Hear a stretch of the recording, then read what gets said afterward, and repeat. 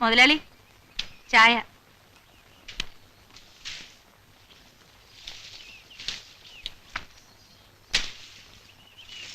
നിനക്കൊരു ഉടവുമില്ലല്ലോടി രായമ്മേ. നല്ല മെഴുമെഴാന്നായിരിക്കണേ. കണ്ണൊയ്ക്കല്ലേ മുതലാളി, ജീവിച്ചു പൊയ്ക്കോട്ടെ.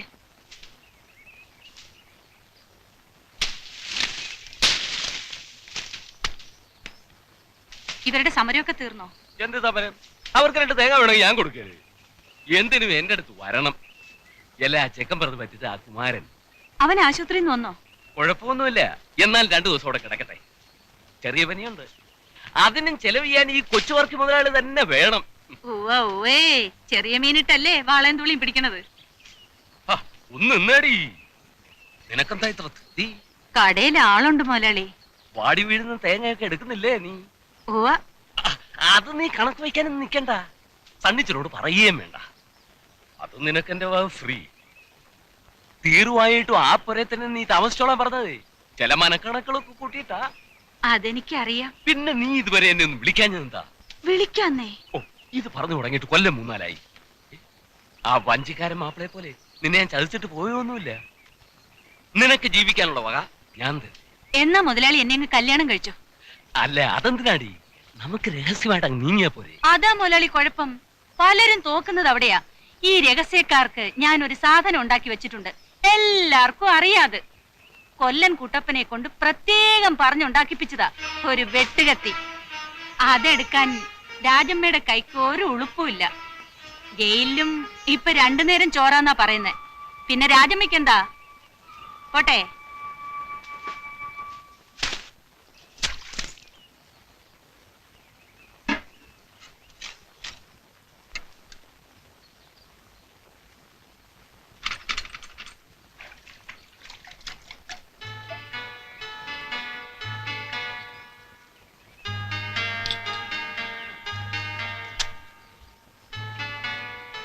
രാജമ്മേ, ഒരു ചായ. ആ,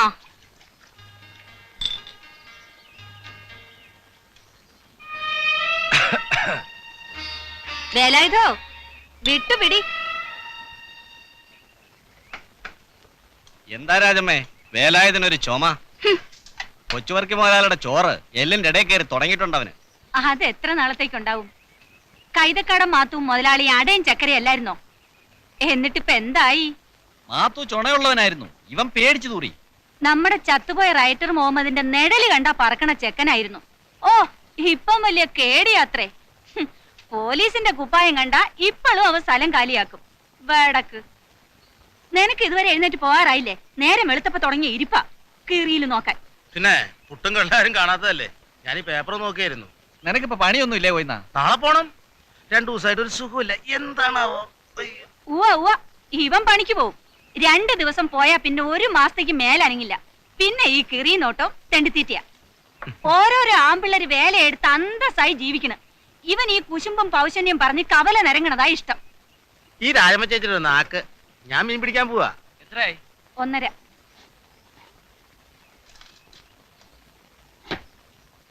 രാജമ്മ ചേച്ചി, നല്ല പുഴമീൻ വേണം ഉച്ചക്ക്. കൊണ്ടാ. നല്ല വാള കൊണ്ട് തരാം. 2 ലക്ഷം പുട്ടൊരു ഇച്ചിരി കള്ളഞ്ഞെന്ന്. മീൻ കൊണ്ടുവരുമ്പോ കണക്ക് പറയാന്നേ. ഗോവന്നൻകുട്ടിയെ, വേല രാജമ്മയുടെ അടുത്ത് വേണോ? മീൻ കൊണ്ടെന്ന് തരുമ്പോ പുട്ട് നിന്നാ മതി കേട്ടാ. ചേച്ചി ഞാൻ പോവാ. കുറിക്കമ്പനികളൊക്കെ പൊളിയണമെന്ന് കേൾക്കണുണ്ടല്ലോ. നിന്റെ കമ്പനിയും പൊളിയോടാ. അതിന് ഞങ്ങളുടെ കുറിക്കമ്പനി അല്ലല്ലോ. നാട്ടുകാരുടെ മുതൽ തെറ്റിക്കാനും കരക്കാരുടെ കാശ് കൊണ്ട് കച്ചവടം ചെയ്യാനും കൊച്ചുവർക്ക് വെച്ചൊരു വലയല്ലേ. അവന്റെ ഒട്ടുക്കൊത്തൊരു പലിശയാണ് കേട്ടോ. എങ്കിൽ പിന്നെ കടവും ചോദിച്ചു വരണ എന്തിനാ? വേറെ വഴി വേണ്ടേ? രമേശ, ടൗണിൽ പോണുണ്ടെങ്കി ഇത്തിരി വല്ലതും വാങ്ങിച്ചോണ്ട് വരണം കേട്ടോ. സൂക്ഷിച്ചോ, രാമൻകുട്ടി പോലീസ് പറഞ്ഞിട്ടുണ്ട്. ബ്രാൻഡ് കച്ചവടം. ഷാപ്പുകാരാണ്ട് ഉച്ചി കൊടുത്തതാ. അറിഞ്ഞ രാജമ്മേനെ നാട് കടത്തും. ഇടയ്ക്ക് വന്ന് അങ്ങേര് മോന്താറുണ്ട്. പേടിപ്പിക്കല്ലേ.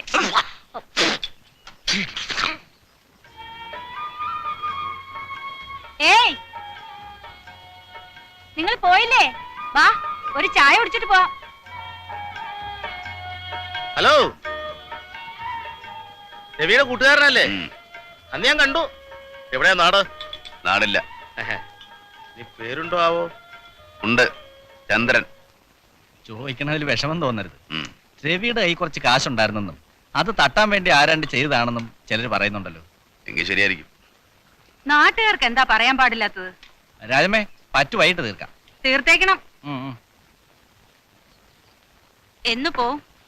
ഉടനെ ഇല്ല, ഇത്തിരി കാര്യങ്ങളുണ്ട്, അത് കഴിഞ്ഞിട്ടേ പോകും. ഇവിടെ വണ്ടിക്ക് സ്ഥിരം പണി വല്ലതും കിട്ടും? പണിയൊക്കെ കിട്ടും. പുഴയിൽ മണലല്ലേ കിടക്കണേ.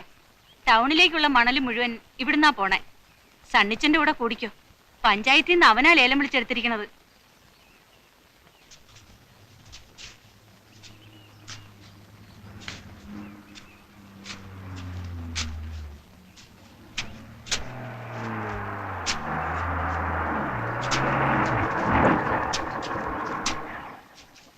സണ്ണിച്ച മുതലാളി വഞ്ചിപ്പരയിലുണ്ട്. അതാ അവിടെ.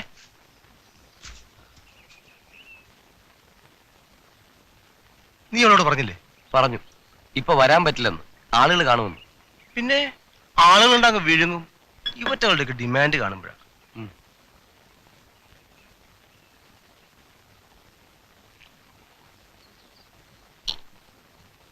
എങ്ങനെയുണ്ട്? മോശല്ല.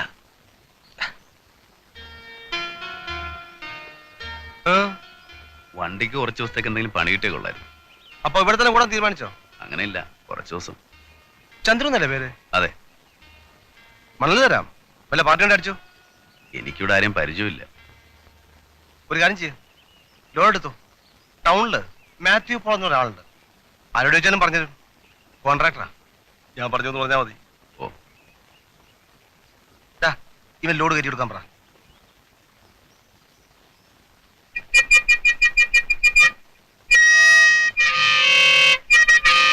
എന്താടാ? ലോഡ് കയറ്റി കഴിഞ്ഞു.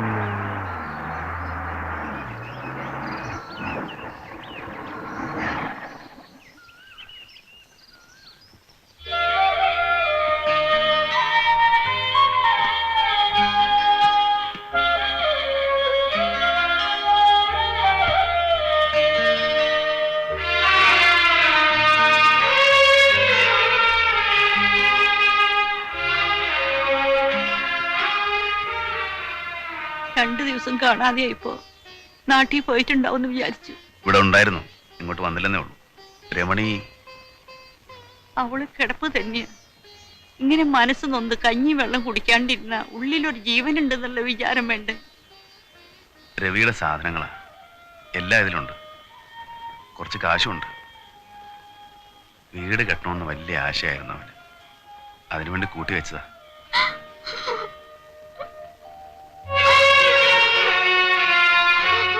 കരയാണ്ടിരിക്കാൻ പറ. ഇത് കേൾക്കാണ്ടിരിക്കാനാ കുറെ ദിവസം ഞാനിങ്ങോട്ട് വരായിരുന്നേ.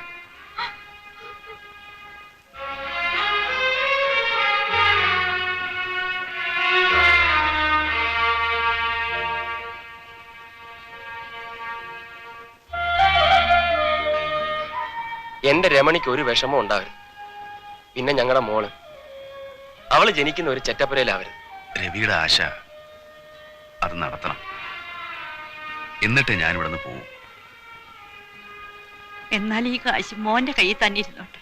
അത് വേണ്ട, കാശിന്റെ കാര്യം നിങ്ങൾ തന്നെ നോക്കിയാൽ മതി. അല്ലെങ്കിൽ തന്നെ നാട്ടുകാർ അതൊക്കെ പറയുന്നുണ്ട്. ചോറുണ്ടിട്ട് പോവാ. വേണ്ട, ഞാൻ പുറത്തുനിന്നുണ്ട്. മോനെ, പോണത് വരെ ഉള്ളതിലൊരു പങ്ക് ഇവിടുന്ന് കഴിക്കും. ഒരു പായ വിരിക്കാനുള്ള ഇടം ഈ തിണ്ണേമിലുണ്ട്. അതൊന്നും വേണ്ട, ഞാൻ പുറത്തുനിന്ന് എന്തെങ്കിലും കഴിച്ച് വണ്ടിയിൽ തന്നെ കിടന്നോളാം. അതാണ് ശീലം.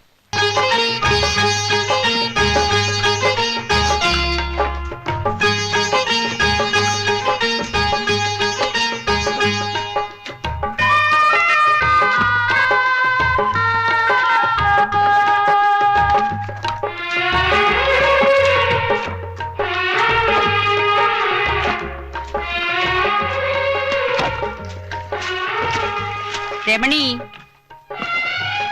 ചായക്ക് ഇത്തിരി വെള്ളം വയ്ക്കുമോളെ. പെരവണിയുടെ ചെലവൊക്കെ രവിയുടെ സമ്പാദ്യോ അല്ലെങ്കിൽ ചങ്ങാതിയുടെ വകയോ? അതൊന്നും പറയണ്ട. രവിയുടെ പെട്ടിയില് 10,000 രൂപ ഉണ്ടായിരുന്നു. അതുകൊണ്ട് ഇത് എവിടെ തീരാനാ? ചന്ദ്രുവിന് സ്വന്തം അനിയനെ പോലെ ആയിരുന്നു അവൻ. ഇത് അവന്റെ കടമയാണെന്ന് അവൻ പറയുന്നുണ്ട്.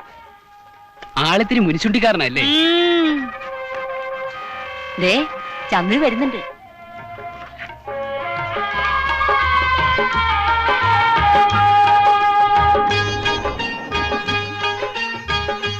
ചന്ദ്രുവിന്റെ കാര്യം പറഞ്ഞ് നാവ് എടുത്തുള്ളൂ. 100 ആയുസ. രമണി, ചായ വേഗം ചാക്ക്. ദേ ചന്ദ്രേട്ടൻ വന്നിട്ടുണ്ട്. നിൽക്കാൻ സമയമില്ല.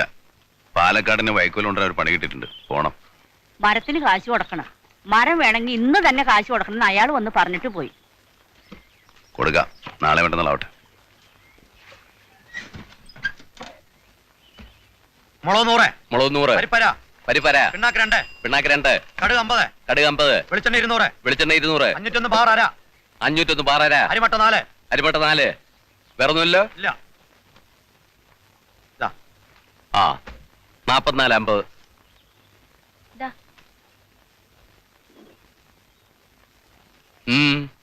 മുതലാളി, 2 കിലോ അരി സാമാനവും വേണം. കാശുണ്ടോ? അടുത്ത ആഴ്ചയില് കൊയ്ത്ത് തുടങ്ങുമ്പോ എല്ലാം കൂടി തരാം. എന്നാ കൊയ്ത്ത് തുടങ്ങിയിട്ട് കൊണ്ടുപോയാ മതി. ഇന്നലെ മുതല് ഒരു തുള്ളി വെള്ളം കുടിച്ചിട്ടില്ല. വേണ്ട, കുടിക്കണ്ട. മോൻ ഇംഗ്ലാവ് വിളിച്ച് നടക്കട്ടെ. കൊച്ചുവർക്കിക്ക് 10 തേങ്ങ പോയെന്ന് വെച്ച് ഒരു തേങ്ങയില്ല. സമരം ചെയ്ത് തോപ്പിക്കാൻ പോണു. കൊച്ചുവർക്ക് പണി കൊടുക്കലെന്ന് വെച്ചാൽ പിന്നെ ഈ നാട്ടിൽ എത്ര തെങ്ങുണ്ട് കയറാൻ? അവന് വിവരം ഇല്ലാണ്ട്. വിവരം കൂടിയിട്ടാ. ഈ നാട്ടിൽ ഒരുത്തൻ എന്റെ മുഖത്ത് നോക്കി മിണ്ടിയിട്ടില്ല. എന്നിട്ടൊരു പീറച്ചക്കൻ. മുതലാളി മാപ്പാക്കണം. അവൻ ഇനി ഒരു കുരുത്തക്കേടിനും പോവില്ല. ഒരു പെണ്ണ് പെറ്റുകിടക്കണുണ്ട്. അതിനിച്ചിരി കഞ്ഞിവെള്ളം കൊടുക്കാനാ. അരിയെങ്കിലും താ മുതലാളി. ഓ, ഇത് വലിയ ഗതികേടായല്ലോ. കഴിഞ്ഞോടാ, നീ ബാങ്കിലേക്ക് പോയിക്കോ, ഞാൻ അങ്ങോട്ട് വന്നേക്കാം.